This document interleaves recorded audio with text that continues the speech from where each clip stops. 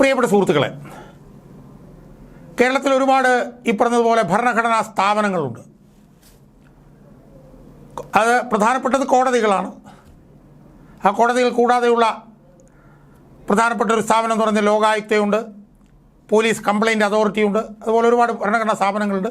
അതിൽ ഒരു സുപ്രധാനമായിട്ടുള്ള സ്ഥാപനമാണ് മനുഷ്യാവകാശ കമ്മീഷൻ. ഒരു മനുഷ്യാവകാശ കമ്മീഷൻ്റെ രൂപീകരണവുമായി ബന്ധപ്പെട്ടൊരു ആക്ടുണ്ട്. ആക്ടിൻ്റെ അടിസ്ഥാനത്തിൽ രൂപപ്പെട്ടിരിക്കുന്നതാണ് ഈ മനുഷ്യാവകാശ കമ്മീഷൻ ഒക്കെ തന്നെ. നമുക്കറിയാം, സംസ്ഥാനത്തൊരു മനുഷ്യാവകാശ കമ്മീഷനുണ്ട്, ദേശീയ തലത്തിൽ ദേശീയ മനുഷ്യാവകാശ കമ്മീഷനുണ്ട്. അതിൻ്റെ പേരിൽ നിന്ന് തന്നെ നമുക്ക് മനസ്സിലാക്കാൻ കഴിയുന്നത് പോലെ തന്നെ സാധാരണ മനുഷ്യർ നേരിടുന്ന മനുഷ്യാവകാശ ലംഘനങ്ങളിൽ നിന്ന് അവർക്ക് ഒരു രക്ഷ നൽകുന്നതിന് വേണ്ടിയുള്ള ഒരു സ്ഥാപനമാണ് മനുഷ്യാവകാശ കമ്മീഷൻ. കാരണം ഒരുപാട് മനുഷ്യാവകാശ ലംഘനങ്ങൾ സമൂഹത്തിൽ നടക്കുമല്ലോ. അവർക്കൊക്കെ നീതിക്കായി സമീപിക്കാൻ കഴിയുന്ന ഒരു സ്ഥാപനമാണ് മനുഷ്യാവകാശ കമ്മീഷൻ. പക്ഷേ ആ മനുഷ്യാവകാശ കമ്മീഷൻ്റെ വലിയൊരു പരിമിതി എന്ന് പറയുന്നത് അതിൻ്റെ തീരുമാനം സംസ്ഥാന സർക്കാർ നടപ്പിലാക്കണമെന്ന് സംസ്ഥാന സർക്കാരിൻ്റെ ബാധ്യതയില്ല, മാൻഡേറ്ററി അല്ല, ഒരു റെക്കമെൻഡേറ്ററി ബോഡിയാണ് മനുഷ്യാവകാശ കമ്മീഷൻ എന്നുള്ളതാണ് അതിൻ്റെ ഒരു പരിമിതി. അതിന് ആ സ്ഥാപനത്തിൻ്റെ തീരുമാനങ്ങൾ സംസ്ഥാന സർക്കാരിനോട് ആ തീരുമാനത്തിൻ്റെ അടിസ്ഥാനത്തിൽ ഇന്ന കാര്യങ്ങൾ ചെയ്യണം എന്ന് പറയാൻ മാത്രമേ അവകാശമുള്ളൂ. പക്ഷേ അത് ചെയ്തേ മതിയാവൂ എന്ന് പറയാൻ പറ്റുന്ന നിലയിലുള്ള അധികാരം മനുഷ്യാവകാശ കമ്മീഷൻ ഇല്ല എന്നുള്ളത് ഒരു വലിയ പരിമിതിയായി അംഗീകരിക്കപ്പെടേണ്ട ഒരു കാര്യമാണ്. എന്നിരുന്നാൽ പോലും സാധാരണ മനുഷ്യരുടെ അവർ നേരിടുന്ന മനുഷ്യാവകാശ ലംഘനങ്ങളിൽ നിന്ന് ഒരു പരിധി വരെ അവർക്ക് സംരക്ഷണം ഒരുക്കി കൊടുക്കുന്ന ഒരു സ്ഥാപനമാണ് മനുഷ്യാവകാശ കമ്മീഷൻ. പക്ഷേ ആ മനുഷ്യാവകാശ കമ്മീഷൻ കേരളത്തിൽ കഴിഞ്ഞ കുറേ കാലമായിട്ടെടുത്ത് നോക്കിയാൽ ഒരു പല്ലും നഖവുമില്ലാത്ത ഒരു സംവിധാനമായി തുടരുകയാണ് എന്ന് നമുക്കറിയാം. ചത്തതിനൊക്കുമേ ജീവിച്ചിരിക്കലും എന്ന് പറഞ്ഞതുപോലെ ഒരു മനുഷ്യാവകാശ കമ്മീഷൻ അധ്യക്ഷനും പിന്നെ കുറച്ച് മെമ്പർമാരും ഒക്കെ ആയിട്ട് സംസ്ഥാന സർക്കാരിൽ നിന്ന് കോടിക്കണക്കിന് രൂപ തിന്നു കൊഴുക്കുന്ന ഒരു വെള്ളാനയായി മനുഷ്യാവകാശ കമ്മീഷൻ തുടരുകയാണ് എന്ന് നമുക്ക് എല്ലാവർക്കും അറിയാം. ഈ അടുത്ത കാലത്ത് മനുഷ്യാവകാശ കമ്മീഷൻ്റെ അധ്യക്ഷ സ്ഥാനം വിവാദമായിരുന്നു.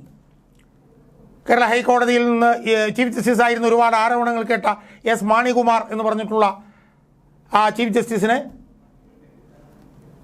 ഉദ്ദിഷ്ട കാര്യത്തിന് ഉപകാരസ്മരണ എന്നുള്ള നിലയിൽ പിണറായി സർക്കാർ സംസ്ഥാന മനുഷ്യാവകാശ കമ്മീഷൻ അധ്യക്ഷനായി നിയമിക്കാൻ പോയപ്പോൾ ഒരുപാട് വിവാദങ്ങളുണ്ടായി. അവസാനം അദ്ദേഹം അതിന് നിയമിക്കപ്പെട്ടില്ല. അപ്പം അങ്ങനെ വിവാദമുണ്ടായിരുന്നു. അങ്ങനെ വിവാദത്തിൻ്റെ പശ്ചാത്തലത്തിലാണ് മനുഷ്യാവകാശ കമ്മീഷനെ കുറിച്ച് നമ്മൾ കുറച്ച് കാലമായിട്ട് നമ്മൾ കേട്ടുകൊണ്ടിരുന്നത്. എന്തായാലും അതൊരു വെള്ളാനയാണ്. അത് ഒരു തരത്തിലുള്ള നേട്ടവും പൊതുജനങ്ങൾക്ക് ആ സ്ഥാപനം കൊണ്ടില്ല എന്നുള്ളത് വ്യക്തമാണ്. അതെന്തൊക്കെയോ കാര്യങ്ങൾ അവിടെ ഇവിടെയൊക്കെ ചെയ്തുകൊണ്ട് അതിങ്ങനെ തുടരുകയാണ് ചെയ്യുന്നത്. അങ്ങനെ ഒരു സംവിധാനം നിലനിൽക്കുന്നുണ്ടോ എന്ന് പോലും ആർക്കും അറിയാൻ മേലാത്ത നിലയിൽ അത് അവിടേക്ക് ഇങ്ങനെ കിടക്കുന്നു. അതിനകത്ത് അധ്യക്ഷനും അംഗങ്ങളൊക്കെ തന്നെ വലിയ ശമ്പളവും സംവിധാനമൊക്കെ മേടിച്ച് ഇങ്ങനെ ജീവിച്ചു പോകുന്നു. എന്നാൽ സുഹൃത്തുക്കളെ, ഇപ്പോൾ എന്താ സംഭവിച്ചിരിക്കുന്നത്? ഇപ്പോൾ സംഭവിച്ചിരിക്കുന്നത് കടുത്ത മനുഷ്യാവകാശ ലംഘനം നടത്തി കൊടും ക്രൂരമായ നീചമായ നിഷ്ഠൂരമായ ഒരു കൊലപാതകം നടത്തി 10 വർഷത്തിലധികമായി ജയിലിൽ കഴിയുന്ന ഒരു കുറ്റവാളിയെ ആ കുറ്റവാളിക്ക് മാനുഷിക പരിഗണന നൽകി അയാളെ പുറത്തേക്ക് അയാൾക്ക് പരോൾ അനുവദിക്കാൻ കഴിയുമോ എന്ന് ആവശ്യപ്പെട്ടിരിക്കുകയാണ്, സർക്കാരിനോട് ആവശ്യപ്പെട്ടിരിക്കുകയാണ് കേരളത്തിലെ മനുഷ്യാവകാശ കമ്മീഷൻ. എങ്ങനെയുണ്ട്? കുറ്റവാളികൾക്ക് പരോൾ അനുവദിക്കാൻ പാടുണ്ടോ എന്ന് ചോദിച്ചാൽ അനുവദിക്കാൻ പാടുണ്ട്. എത്ര നീചനായിട്ടുള്ള കുറ്റവാളിയാണെങ്കിലും അയാൾക്ക് പരോൾ അനുവദിക്കാൻ ഉള്ള വകുപ്പുണ്ടെങ്കിൽ വകുപ്പുണ്ട്, ആ വകുപ്പ് അനുസരിച്ച് അനുവദിക്കേണ്ടത് തന്നെയാണ്. പക്ഷേ ഇവിടുത്തെ അവസ്ഥ എന്താ സുഹൃത്തുക്കളെ? ഇവിടുത്തെ അവസ്ഥ എന്ന് പറയുന്നത് കൊടും ക്രൂരനായിട്ടുള്ള ഒരു കുറ്റവാളി, അയാൾ ചെയ്തത് റുത്ത്ലെസ്സും ബാർബാറിക്കും കോൾഡ് ബ്ലഡഡും എക്സ്ട്രീം ഡിപ്രേവിറ്റിയും ഇൻഹ്യൂമനുമായിട്ടുള്ള ഒരു വലിയ കൊലയാണ് എന്ന് ബഹുമാനപ്പെട്ട കോടതി തന്നെ പറഞ്ഞിരിക്കും. അതിൻ്റെ മേൽക്കോടതിയായിട്ടുള്ള ഹൈക്കോടതി ആ കുറ്റവാളിക്ക് ഇരട്ട ജീവപര്യന്തം ശിക്ഷിച്ച് ജയിലിൽ കിടക്കുന്ന ഒരു കുറ്റവാളി എന്നുള്ളത് മാത്രമല്ല, അയാൾ ജയിലിൽ കിടക്കുന്ന സമയത്തു തന്നെ ഒട്ടേറെ ക്രൂരമായിട്ടുള്ള കുറ്റങ്ങൾ ജയിലിൽ കിടന്ന് ചെയ്തയാൾ, സ്വർണ്ണ കള്ളക്കടത്തിന് നേതൃത്വം ജയിലിൽ നിന്ന് കൊടുത്തയാൾ, സ്വർണം പൊട്ടിക്കലിന് ജയിലിൽ നിന്ന് നേതൃത്വം കൊടുത്തയാൾ, സഹതടവുകാരെ ക്രൂരമായി മർദ്ദിച്ചയാൾ, ജയിൽ ഉദ്യോഗസ്ഥന്മാരെ ക്രൂരമായി മർദ്ദിച്ചയാൾ, ഇതിനു മുമ്പ് പരോളിനിറങ്ങിയപ്പോൾ തന്നെ ആളുകളെ തട്ടിക്കൊണ്ടുപോകുന്ന ഉൾപ്പെടെയുള്ള കുറ്റങ്ങൾക്ക് നേതൃത്വം നൽകിയ ആൾ എന്നുള്ള നിലയിൽ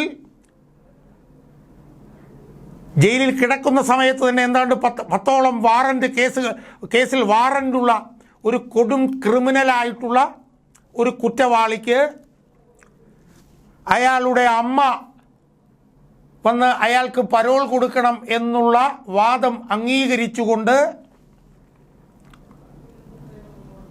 കേരളത്തിലെ മനുഷ്യാവകാശ കമ്മീഷൻ അയാൾ പരോൾ കൊടുക്കാൻ കഴിയുമോ എന്ന് സർക്കാരിനോട് നിർദ്ദേശിക്കണമെന്ന് പറഞ്ഞ് റിപ്പോർട്ട് കൊടുത്തിരിക്കുകയാണ്.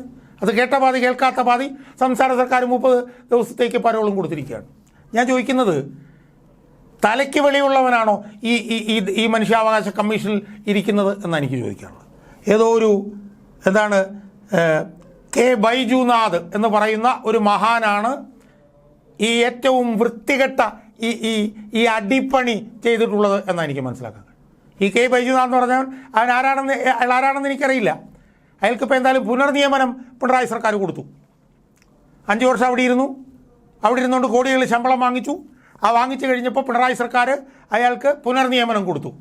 ആ ഉദ്ദിഷ്ട കാര്യത്തിന് ഉപകാരസ്മരണ ആയിരിക്കാം എന്നാണ് എനിക്ക് തോന്നുന്നത്. അല്ലെങ്കിൽ തലയ്ക്ക് വെളിവുള്ളവരാരെങ്കിലും, ഈ തലയ്ക്കകത്ത് നരച്ച ഈ സാധനമുള്ള ആരെങ്കിലും ഇതുപോലൊരു കൊടും ക്രിമിനലിന് ജയിലിൽ കിടന്നു പോലും ക്രൂരമായിട്ടുള്ള കുറ്റകൃത്യങ്ങൾക്ക് നേതൃത്വം നൽകിയ ഒരു കൊടും ക്രിമിനലിന് ജയിലിൽ കിടക്കുമ്പോൾ പോലും 10ഓളം കേസുകളിൽ വാറണ്ടുള്ള ഒരു കൊടും ക്രിമിനലിന് തലയ്ക്ക് വെളിയുള്ളവരാരെങ്കിലും പിന്നെ മാനുഷിക പരിഗണന നൽകണമെന്ന് ശുപാർശ ചെയ്യുമോ സുഹൃത്തുക്കളെ? ഇയാൾ ന്യായാധിപനാണെന്നാണ് തോന്നുന്നു. ഇയാൾ എവിടുത്തെ ന്യായാധിപനായിരുന്നു? ഇയാളുടെ ന്യായാധിപ സ്ഥാനം ഉൾപ്പെടെ ശരിക്കും റദ്ദാക്കപ്പെടേണ്ടതല്ലേ? ഇയാളൊരു ന്യായാധിപനല്ല, ഇയാൾ പിണറായി വിജയൻ്റെ ഒരു കാലിൽ നക്കിയാണ് എന്നാണ് എനിക്ക് പറയാനുള്ളത്. ഈ ബൈജുനാഥ് എന്ന് പറഞ്ഞ ആൾ മനുഷ്യാവകാശ കമ്മീഷനിലെ ജുഡീഷ്യൽ മെമ്പറല്ല, അയാൾ പിണറായി വിജയൻ്റെ പൃഷ്ഠം താങ്ങുന്നവനാണ് എന്നാണ് എനിക്ക് സൂചിപ്പിക്കാനുള്ളത്. അയാൾ എന്നിട്ട് പറയുകയാണ്, അമ്മ വന്നു, അമ്മ ഇങ്ങനെ പറഞ്ഞു, എന്നിട്ട് അയാൾ പറയുകയാണ് ഈ കൊടുശുനി പുറത്തിറങ്ങുമ്പോൾ എന്തെങ്കിലും പ്രശ്നങ്ങളുണ്ടായാൽ ഉത്തരവാദിത്വം അമ്മയെ ഏറ്റോളാവുന്നു. ഇയാൾ ഏത് നീതിയുടെ നിയമ പാഠപുസ്തകത്തിൽ നിന്നാണ് ഈ വളിപ്പ് പഠിച്ചിരിക്കുന്നത് എന്ന് എനിക്ക് മനസ്സിലാവുന്നില്ല. ഇയാൾക്ക് എന്തെങ്കിലും ബോധമുണ്ടെങ്കിൽ അയാൾ ഇങ്ങനെ പറയൂ. ഒരു കൊടും ക്രിമിനൽ, ആ കൊടും ക്രിമിനൽ ജയിലിൽ നിന്ന് പുറത്തേക്ക് ഇറങ്ങുമ്പോൾ എന്തെങ്കിലും പ്രശ്നങ്ങളുണ്ടായാൽ അത് താൻ അതിൻ്റെ ഉത്തരവാദിത്തം ഏറ്റെടുത്തോളാം അമ്മ പറഞ്ഞെന്ന്. എൻ്റെ ബൈജുനാഥേ, നിങ്ങൾ ഏത് പാഠപുസ്തകത്തിൽ നിന്ന് പഠിച്ചതാണ് ഈ വിവരം കെട്ട ഈ നിയമം? നിങ്ങളെ ആരാണ് ജഡ്ജാക്കിയത്? നിങ്ങളെ ആരാണ് LLB പാസ്സാക്കിയത് ആരാണെന്നാണ് ഞാൻ ചോദിക്കുന്നത്. അദ്ദേഹം പറയുകയാണ്, 6 വർഷത്തിലധികമായി അവധി അനുവദിച്ചിട്ടില്ല. അമ്മ പറയുകയാണ് 12 വർഷത്തിലാകെ 60 ദിവസമാണ് അവധി കിട്ടിയതെന്നും ശ്വാസം മുട്ടൽ കാരണം താൻ അവശത അനുഭവിക്കുകയാണെന്നും ആരോഗ്യസ്ഥിതി തീർത്തും മോശമാണെന്നും തനിക്ക് മകനെ കാണണമെന്നും ആയതിനാൽ അവധി അനുവദിച്ച് നൽകണമെന്നും പറയുകയാണ്. മകൻ അവധിയിലിറങ്ങിയാൽ മറ്റു കുഴപ്പങ്ങളൊന്നും ഉണ്ടാവില്ലെന്ന് താൻ ഉറപ്പ് നൽകുന്നുവെന്നും. എന്തുറപ്പാണിത് അമ്മയ്ക്ക് നൽകാനുള്ള? അമ്മ ആരാണിവിടെ? അപ്രകാരമുണ്ടായാൽ അതിൻ്റെ പൂർണ്ണ ഉത്തരവാദിത്വം താൻ ഏറ്റെടുക്കുന്നുവെന്നും. എൻ്റെ ബൈജുനാഥൻ, നിങ്ങൾ സത്യം പറഞ്ഞാൽ ഇത്രയും തരം താഴാവോ ബൈജുനാഥൻ? നിങ്ങൾ ഏറ്റവും വലിയ കൊടും കുറ്റവാളി, ഏറ്റവും വലിയ കൊടും ക്രിമിനൽ, ഒരു മനുഷ്യനെ 51 വെട്ടി കൊന്ന കേസിൽ കുറ്റവാളി, ജയിലിൽ അകത്തിരിക്കുമ്പോൾ പോലും കുറ്റം ചെയ്യുന്നവൻ, അവൻ പുറത്തിറങ്ങുമ്പോൾ എന്തെങ്കിലും കുറ്റം ചെയ്താൽ ഞാനതിൻ്റെ ഉത്തരവാദിത്തം ഏറ്റെടുത്തോളാമെന്ന് സ്വന്തം അമ്മ പറയുമ്പോൾ അത് അംഗീകരിച്ച് ഉത്തരവിറക്കുന്ന എൻ്റെ ബൈജുനാഥൻ, നിങ്ങളെ എന്തു പേരിലാണ് വിളിക്കാൻ കഴിയുക? എന്ത് പേരിൽ? അത്ഭുതം തന്നെ. അതുകൊണ്ട് ഇങ്ങനെ പറഞ്ഞുകൊണ്ടിരിക്കാനാണെങ്കിൽ കുറേ പറയേണ്ടി വരും ഇനിയും. അതുകൊണ്ട് ഈ പൃഷ്ഠം താങ്ങിയെ, ഈ പിണറായി വിജയൻ്റെ മൂട് താങ്ങിയെ, ഈ പിണറായി വിജയൻ പറഞ്ഞെടുത്തെല്ലാം തുല്യം ചേർത്ത് കൊടുത്തിരിക്കുന്ന ഈ ബൈജുനാഥ് എന്ന് പറഞ്ഞ മനുഷ്യാവകാശ കമ്മീഷൻ അംഗത്തിനെ, അയാളെ അവിടുന്ന് ഈ പറഞ്ഞ പോലെ ആ സ്ഥാനത്ത് നിന്ന് നീക്കി അയാളെ അവിടുന്ന് പറഞ്ഞു വിടുകയാണ് ശരിക്കും യഥാർത്ഥത്തിൽ ചെയ്യേണ്ടത്. അയാളുടെ ജഡ്ജി സ്ഥാനം എടുത്ത് കളയുകയാണ് ചെയ്യേണ്ടത്. അയാളുടെ LLB പോലും റദ്ദാക്കുകയാണ് ചെയ്യേണ്ടത്. പക്ഷേ ഇവിടെ പിണറായി വിജയനല്ലേ ഭരിക്കുന്നത്, ഇവിടെ ഇങ്ങനെയൊക്കെ നടക്കും. അതുകൊണ്ട് ഇതുപോലുള്ള പൃഷ്ഠം താങ്ങികൾ ഇതുപോലുള്ള കാര്യങ്ങൾ ചെയ്യും. ഇതൊക്കെ കണ്ടിരിക്കാൻ മാത്രമേ നമുക്ക് അവകാശമുള്ളൂ എന്ന് മാത്രമേ എനിക്ക് സൂചിപ്പിക്കാനുള്ളൂ. അതുകൊണ്ട് കേരളത്തിലെ മനുഷ്യാവകാശ കമ്മീഷൻ പുതിയൊരു റെക്കോർഡ് ഇട്ടിരിക്കുകയാണ്. കേരളത്തിലെ ഏറ്റവും വലിയ മനുഷ്യാവകാശ ലംഘകന് സ്വന്തം അമ്മയെ കാണാൻ 30 ദിവസത്തെ പരോൾ. ഞാൻ ചോദിക്കുന്ന അവസാനമായി ഞാൻ ചോദിക്കുകയാണ് ബൈജുനാഥേ, നിങ്ങൾക്ക് തലയ്ക്ക് വെളിവുണ്ടായിരുന്നെങ്കിൽ നിങ്ങൾ ഇനി പരോൾ കൊടുത്തിരുന്നെങ്കിൽ തന്നെ അത് ഒരാഴ്ചത്തെ പരോൾ കൊടുത്താൽ പോരെ ബൈജുനാഥേ? സുഖമില്ലാത്ത അമ്മയെ കാണാൻ 30 ദിവസം പരോൾ കൊടുക്കണോ? അതിനെങ്കിലും നിങ്ങളൊന്ന് എതിർക്കണ്ടായിരുന്നോ? അപ്പോൾ അതുകൊണ്ട് ഇതൊക്കെയാണ് ഇവിടെ നടക്കുന്നത്. ഈ മനുഷ്യാവകാശ കമ്മീഷന് ഇനി മനുഷ്യാവകാശ ലംഘനങ്ങൾ നടത്തുന്നവരെ സംരക്ഷിക്കുന്ന കമ്മീഷൻ എന്ന് മറ്റോ പേര് മാറ്റുകയാണ് ചെയ്യേണ്ടത് എന്നാണ് എനിക്ക് എൻ്റെ പ്രേക്ഷകരോട് ഈ വിഷയം കാണുമ്പോൾ എനിക്ക് സൂചിപ്പിക്കാനുള്ളത്.